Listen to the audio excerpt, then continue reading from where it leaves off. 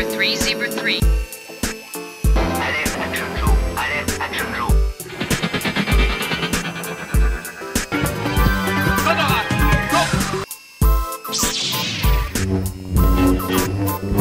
I'll be back. Nous nous retrouvons encore aujourd'hui pour une seconde séquence concernant Matchbox et ses petites voitures. Alors, un élément dont je n'ai pas parlé la fois précédente, c'est que Matchbox, évidemment, est le nom d'une marque de produits, mais en réalité, ces Matchbox sont fabriqués par la marque Lesney. Donc, Lesney va proposer d'autres jouets que simplement les petites voitures. Alors, évidemment, ces petites voitures qui ont été développées pendant des années ont fait l'objet d'énormément de publications. Alors, des publications qui vont s'adresser aux collectionneurs. Donc, par exemple, celle-ci, c'est déjà un bouquin qui date d'il y a quelques années, mais qui reste toujours valable au niveau des différents modèles qui ont existé et pour donner une idée approximative de la cote. Puisqu'évidemment, comme je l'ai fait remarquer il y a quelques séquences de cela, tous ces jouets, évidemment, sont collectionnés et ont des valeurs. Alors, un autre modèle ici, toujours avec un bouquin de référence concernant les petites voitures et leurs valeurs éventuelles.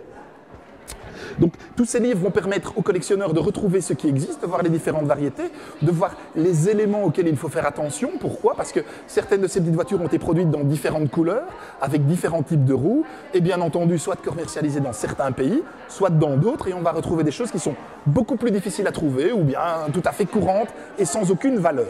Alors, on a également les catalogues.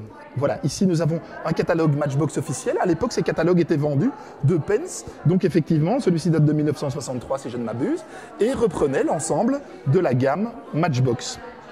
Voilà, alors on a des boîtes un peu plus évoluées, on a des petits garages, des choses comme cela, évidemment, qui vous seront présentées ultérieurement si le succès des séquences Matchbox est au rendez-vous. Et nous avons les catalogues marchands.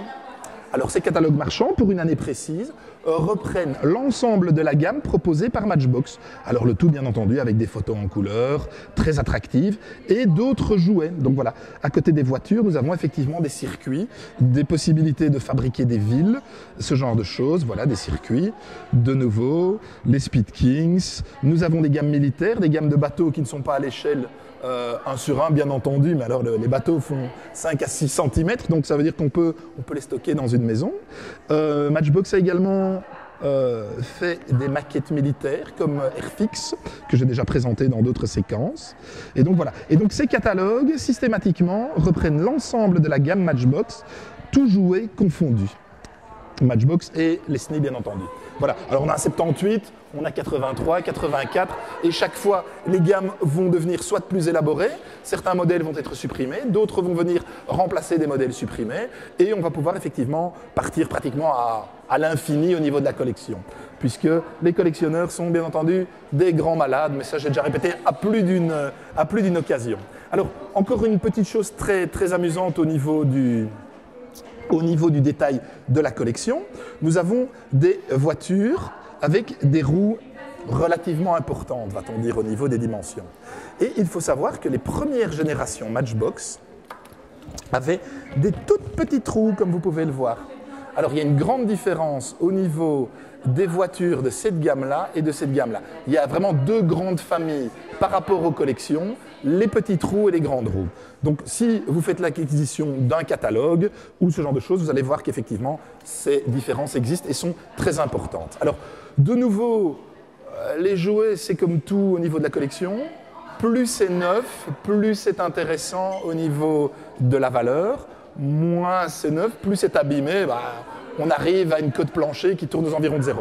Pour ma part, je ne suis pas du tout collectionneur de Matchbox. J'en ai plein, mais je ne les collectionne pas. Ouais, je sais, ça paraît un peu paradoxal. Donc je ne peux pas vous donner de cote. Mais il est certain qu'une voiture comme celle-ci, dans sa boîte qui est en très bon état, la voiture à l'intérieur, on n'a jamais joué avec, ça c'est le summum en tout cas, voilà, au niveau qualité. Alors il est bien entendu que les voitures Matchbox et les petites valises que je vous ai présentées dans une autre séquence ont fait des envieux. Alors ici, hop, je me baisse et je vous montre une autre valise, donc un produit blanc, un produit sans marque, où on va retrouver le même principe, dans lequel on va pouvoir ranger des petites voitures dans les petites alvéoles prévues à cet effet. Alors ces valises sont relativement modernes. Il y a un code barre dessus, fatalement on travaille vraiment sur du matériel contemporain. Voilà, je pense que ce sera tout pour cette seconde séquence donc Matchbox et je vous invite à suivre donc régulièrement mes programmes, c'est peut-être un peu pompeux, en tout cas mes petites séquences concernant les jouets de collection. Voilà.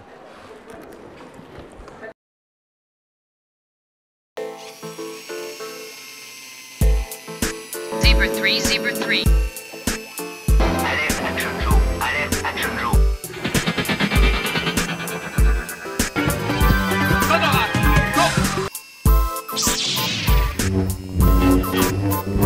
I'll be back.